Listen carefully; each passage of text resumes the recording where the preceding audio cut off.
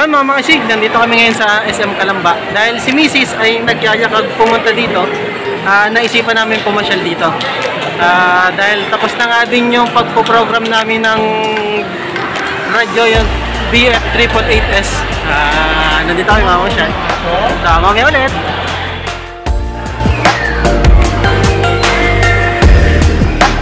Yung mga makisig, habang naglalaro nga kami dito sa Tom's World, nakadaya si Mrs. Nakadaya pa nga. Yan, ganyan kadaya yan.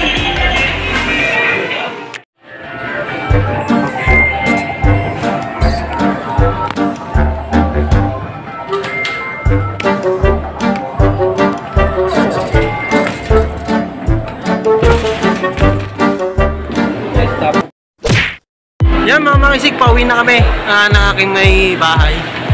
Sa halagang 100 pesos. Nagsaya ka na, nakadaya ka pa.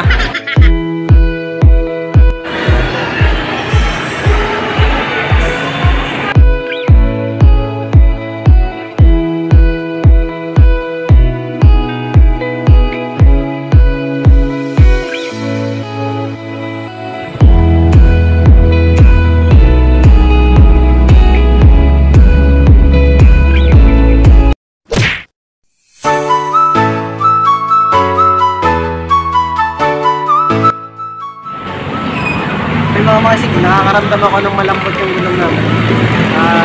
Papangin muna tayo dito sa Petron. Dahil sa Petron, always panalo. Ayan, malambot yung gulong.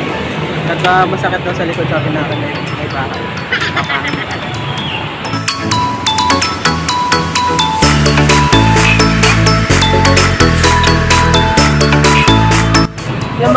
Yung mga makisig, matigas na. Kasing tigas na rin.